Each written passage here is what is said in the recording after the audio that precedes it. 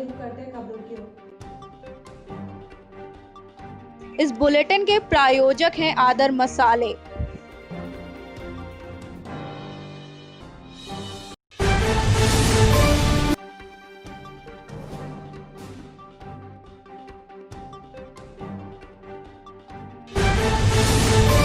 Lucknow whip के छात्र नेता को चाचा ने गोली से उड़ाया, संपत्ति विवाद में हुई हत्या, आरोपी चाचा हिरासत में। लखीमपुर खीरी के गोला कस्बे में लखनऊ विप के छात्र नेता अमन बाजपेयी, जिसकी उम्र 25 वर्ष थी, कल देर रात गोली मारकर हत्या कर दी गई। हत्या का आरोप छात्र नेता के सौतेले चाचा पर लगा है। छात्र नेता अमन अपने घर गोला गए हुए थे। घटना के बाद इलाके में अफरा तफरी मच गई। बताया जा रहा है कि पारिवारिक विवाद के बाद अमन को गोली मारी गई है। गोला के लक्ष्मी नगर कॉलोनी इलाके में स्थित अमन के घर में गुरुवार की देर रात परिवार में झगड़ा हो गया। यह झगड़ा उनके रिश्तेदारों से भी हुआ। झगड़े के दौरान विवाद इतना बढ़ गया कि उनके रिश्तेदारों के सामने से ताबड़तोड़ गोलियां चला दी। अखिल भारतीय विद्यार्थी परिषद का छात्र नेता अमन लखनऊ विव से LLB कर रहा था। परिवार के लोगों से हुए झगड़े में अमन के एक करीबी रिश्तेदार ने उसे गोली मार दी। गोली पेट पर और छाती के बीच जा लगी।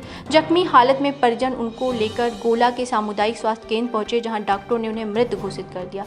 अस्पताल से ही पुलिस को इस घटना की सूचना मिल गई। प्रारंभिक जांच के बाद पुलिस ने बताया कि घर से थोड़ी दूर स्थित लोक निर्माण विभाग चौराहे पर अमन के सौतेले चाचा कुलदीप बाजपेयी ने तमंचे से गोली मारकर हत्या कर दी है। घटना के पीछे 10 वर्ष पहले हुए कुलदीप के भाई संदीप की आत्महत्या को लेकर चल रही रंजिश बताई जा रही है। वहीं हत्या के पीछे संपत्ति विवाद भी बताया जा रहा है। पुलिस ने आरोपी चाचा को हिरासत में ले लिया है। मृतक अमन के पिता विजय बाजपेयी क्रेन कोवर्स नेहरू डिग्री कॉलेज में छात्र संघ के अध्यक्ष रह चुके हैं। हिरासत में लिए गए अमन के चाचा कुलदीप से अधिकारी पूछताछ कर रहे हैं। लखनऊ से RS तिवारी की रिपोर्ट आप तक पर। डूडा ऑफिस में फैले भ्रष्टाचार के खिलाफ हिंदू युवा वाहिनी के जिला अध्यक्ष ने खोला मोर्चा, जहां एक ओर सरकार द्वारा सभी विभागों को सख्त हिदायत दी गई है कि किसी भी तरह का भ्रष्टाचार बर्दाश्त नहीं किया जाएगा, तो वहीं दूसरी ओर शाहजहांपुर में बेघरों को घर देने के लिए बनाई गई प्रधानमंत्री आवास योजना के तहत 2.5 लाख रुपए देने की पहल की गई, जिसके लिए नगर निगम इलाके में गरीबों को घर बनाने के लिए नगरीय विकास अभिकरण डूडा विभाग के कर्मियों पर हिंदू युवा वाहिनी के जिला अध्यक्ष स्वनिल शर्मा के नेतृत्व में डूडा विभाग में फैले भ्रष्टाचार और रिश्वतखोरी के विरुद्ध डूडा कार्यालय का घेराव किया गया, जिसमें जिला अध्यक्ष ने आरोप लगाया कि डूडा कर्मियों द्वारा पात्र लोगों को किस्त का भुगतान नहीं किया जा रहा है, बल्कि सर्वे के नाम पर पैसे की मांग की जा रही है। उन्होंने यह भी बताया कि मोहल्ला अब्दुल्लागंज की एक पात्र महिला अनीता को योजना का लाभ न मिलने की वजह से वह कुछ दिन पूर्व उसके पति ने आत्महत्या कर ली थी। साथ ही उन्होंने यह भी बताया कि डूडा कर्मी द्वारा किस्त पास कराने के नाम पर पैसों की मांग की जाती है। तो वहीं डूडा अधिकारी अतुल पाठक का कहना था कि मामला संज्ञान में आया है और जो भी कर्मी दोषी पाया जाएगा उसके ऊपर विधिक कार्रवाई की जाएगी। इस मौके पर हिंदू युवा वाहिनी के सैकड़ों कार्यकर्ता मौजूद रहे। मुख्य कारण ये बना कि ये महिला हमारे संपर्क में आई। इन्होंने बताया कि इनके पति को यहाँ पर काफ़ी प्रताड़ित करा गया, जिसके कारण उन्होंने मानसिक रूप से परेशान होकर के आत्महत्या का कृत्य किया है, जिसके कारण उनकी जान चली गई। तो इस कारण मुझे मजबूरन वर्ष यहाँ पे आए दिन घटना सुनने में मिलती थी कि यहाँ कभी कोई पैसा मांग रहा है, कभी कोई आवास के नीचे पैसा मांग रहा है। अब ये बताइए, अगर हमारी जनता के ऊपर छत नहीं होगी तो अधिकारी छत के नीचे बैठे क्या करेंगे? ऐसे अधिकारियों को लात मार कर नीचे बैठाना चाहिए। तो इसी कारण मुझे मजबूरन वर्ष यहाँ पर घेराव करना पड़ा और इनको सबक सिखाना पड़ा।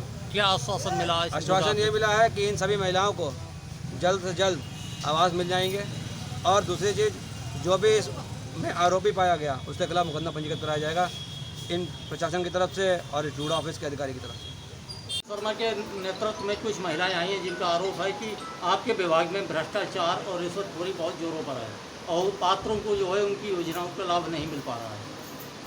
प्रधानमंत्री आवास योजना से संबंधित कुछ समस्याएं लेके कुछ हिंदू युवा वाहिनी के लोग और अध्यक्ष जी के नेतृत्व में यहाँ आए थे और जो 4 महिलाएं हमारे पास आई हुई हैं, इनका अभी किसी DPR में, स्वीकृत DPR में शामिल नहीं है।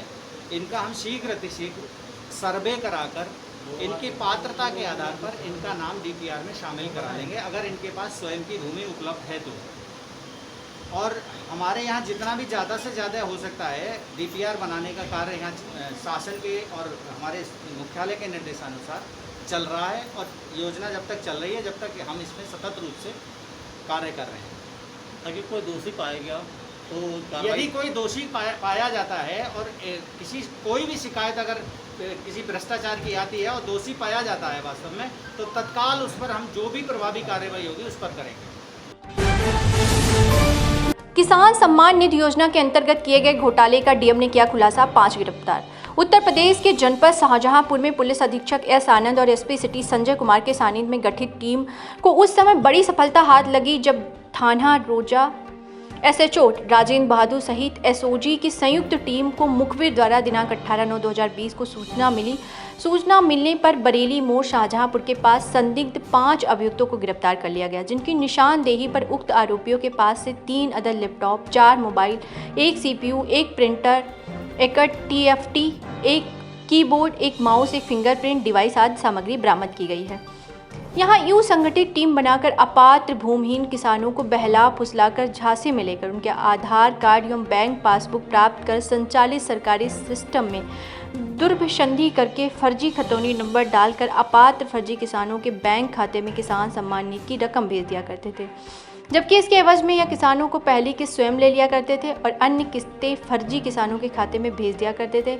इस लाभ प्राप्त के लिए इस कृत्य को उक्त आरोपियों द्वारा स्वीकार किया गया है। मीडिया द्वारा डीएम हिंदी विक्रम से पूछे गए सवाल पर उन्होंने बताया कि जो भी धनराशि उक्त आरोपियों द्वारा फर्जी किसानों को मुहैया कराई गई है, उक्त लोगों को चिन्हित कर उक्त धनराशि वापस लेकर उनके खिलाफ कानूनी कार्रवाई की जाएगी। पकड़े गए अभियुक्त इस प्रकार हैं: हरिशंकर पुत्र रामदयाल निवासी शेखुपुर थाना सिंधौली, अनिल कुमार पुत्र महेंद्र पाल निवासी सिमरा मजरा डभौरा थाना गढ़िया रंगीन, विपिन कुमार पुत्र मोहन सिंह निवासी ग्राम मुड़िया खेड़ा आजमा बाद थाना गढ़िया रंगीन, मोहित गांधी पुत्र जगदीश कुमार गांधी निवासी मोहल्ला एमन जई जलाल नगर थाना सदर बाजार, दिनेश पुत्र बेचेलाल निवासी पैकपुर थाना सिदौली जनपद शाहजहांपुर।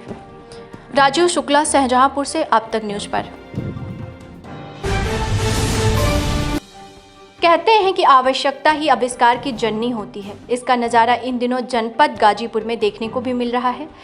जो किसान आवारा पशुओं और नील गाय के आतंक से परेशान थे, उन किसानों को एक ऐसा गन मिल गया है जिसके लिए ना तो कोई लाइसेंस की ज़रूरत है और ना ही उसकी कीमत लाखों और हज़ारों में है, बल्कि यह गन नौजवानों के दिमाग की खुराफात से निकले एक आइडिया की है जो मात्र 300 रुपये में बनकर तैयार हो गया है। इस गन को फायर करने में मात्र प्रति फायर 1 से या 2 रुपये का खर्च आता है और किसानों को खेत की रखवाली के बजाय सुकून की नींद लेने की आज़ादी मिल गई है। खानपुर क्षेत्र के फरदहा में किसानों ने अपने खेतों से पशुओं को भगाने के लिए गन मशीन का निर्माण किया है। गन मशीन के तेज धमाके वाली आवाज़ से 1 किलोमीटर दूर तक के पशु खेतों से दूर भाग रहे हैं। रात्रि के समय यह जुगाड़ू गन काफ़ी दूर तक सुनाई देती है। फरीदहा के MBA डिग्री प्राप्त युवक आशुतोष सिंह ने लॉकडाउन में घर आने के बाद किसानों की समस्या देख गर्वित हो गए और किसानों के खेतों से घुमंतू पशुओं को भगाने के लिए गन मशीन बनाकर किसानों को निःशुल्क वितरित कर रहे हैं। आशुतोष सिंह कहते हैं कि मात्र 300 रुपये की लागत से सस्ती गन बनाकर किसान अपने खेतों की रखवाली कर सकते हैं। इसे चलाने के लिए मटर के दाने के बराबर कार्बाइड के टुकड़े को एक ढक्कन पानी की आवश्यकता है। गन मशीन के माध्यम से किसान खेतों से दूर बैठकर भी जानवरों को भगा रहे हैं।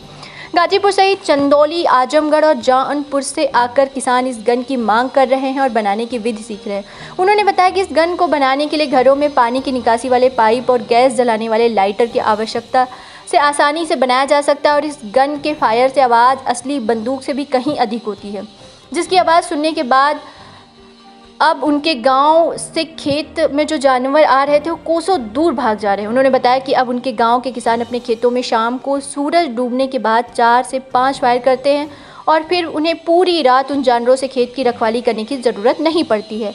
उन्होंने बातचीत के दौरान बताया कि इस साल दीपावली में उनके गाँव के युवा पटाखे के बजाय इसी गन का प्रयोग करने की बात कह रहे हैं। मेरा खेत है, इसमें मैंने फेंसिंग करवाई हुई है और जो आप बाजरा पीछे देख रहे हैं ये कम से कम 9-10 फुट का बाजरा हो गया है। तो रात में इसमें नील गाय जम करके कूद जाती थी, तो उसमें अंदर घुस के इनको भगाना काफ़ी मुश्किल था। रात में कटीले तार से, रात में सांप बिच्छी सबसे बचना था। तो हम लोगों ने एक टेक्निक का ईजाद किया है, फायर गन, जो आप देख सकते हैं। और इस फायर गन से काफ़ी तेज़ मात्रा में आवाज़ निकलती है जिससे वो डर के भाग जाते हैं। इससे पोल्यूशन भी नहीं होता है और ना उनको कोई नुकसान होता है। इस तरह की सोच कैसे आई आपको कि कब बनाने के लिए सोची और कितने दिन? एक्चुअली एक दिन का क्या हुआ कि रात में बज रहा था, 11:30 रात में बज रहा था। तो ये बगल में मेरे चाचा जी का मकान है, तो उन्होंने कॉल किया कि आइए नील गाय आपके खेत में घुस गई है। 11:30 बजे कम समय था। तो रात में मैं आया तो उस टाइम मेरे पास वेपन मैंने ये बनाया नहीं था। तो उस पर मेरे पास एक ही चारा था कि या तो मैं फेंसिंग में अंदर घुस के उनको भगाऊँ। तो फेंसिंग में अंदर घुसा तो काफ़ी कटीले तार के अंदर मुझे जानवर सांप वाँप से काफ़ी दिक्कत महसूस हुई। फिर मैं घर गया, रात भर मैं बैठा रहा। तो रात में मैंने सोचा कुछ ऐसी टेक्निक बनाई जाए जिनसे को बिना घुसे भगाया जा सकता है। फिर मेरे माइंड में ये वाला सेटअप आया, फिर मैंने इसको तो ये जो इम्प्लीमेंट setup किया। आपने बनाया है तो क्या कहीं आपने देखा था या सुना था इसके बारे में, या कैसे? देखा तो नहीं था, जिसमें ये कार्बाइड होता है कि जब आप पानी को इसे रिएक्ट कराएंगे तो उसमें एक एसिटिलीन गैस निकलती है जो काफ़ी फ्लेमेबल गैस होती है। तो फ्लेमेबल गैस होने की वजह से फिर हमने सोचा कि एक बंदूक का सेटअप बनाया जाए, जैसे नॉर्मल एक गन होती है तो जैसे वो फायर करती है उसी का सेटअप हमने बनाया। फिर हमने इसको ट्राई किया तो देखा काफ़ी अच्छा फायर करती है ये, तो हमने इसको फिर इम्प्लीमेंट किया। अभी देख रहे थे कि आप लोग बहुत सारे कई लोग जो है गन लेके फायर कर रहे थे जी, और देखे तो गाय हुए भी हैं जो जी जी जी। छोटा पशु है वो भी भाग रहे थे। अभी हम लोगों के खेत के बगल में कम से कम 35-40 की संख्या में गाय हैं। रात में तो हमको लग रहा है कि 50-60 आके सब इकट्ठी हो जाती हैं, तो उनसे भी काफ़ी राहत हुई है, उनका भी नुकसान भी नहीं हो रहा है और गवर्नमेंट का कहना है कि उनको नुकसान होना भी नहीं चाहिए।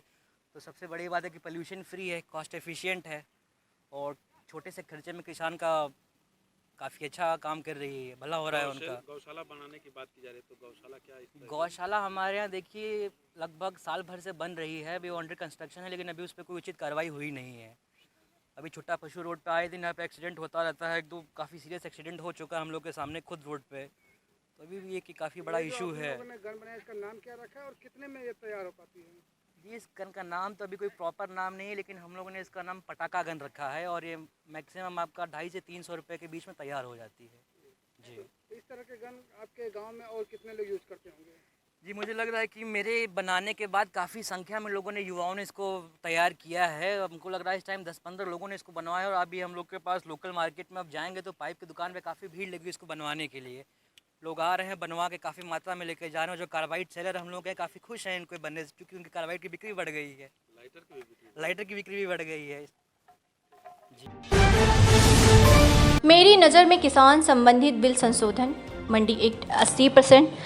किसान भारत में लगभग 2 हेक्टेयर से कम जोत का है, जिसे अपना माल मंडी में ले जाकर बेचना और आढ़तियों के हाथ औने पौने दाम में बेचना, जहां मंडी टैक्स, पल्लेदारी और अनजाने टैक्स भी उसी उपज भाव में काटा जाता है, जबकि वहीं माल प्रसंस्करण उद्योग को किसान उपज कई चरण से गुजर कर महंगी ही पड़ती है। अब से अगर संगठित किसान कृषक उत्पादक समूह सीधे अपने गाँव से प्रसंस्करण व्यापारी को सीधे मोल भाव करके बेच सकते हैं, तो कहां से किसानों को नुकसान है।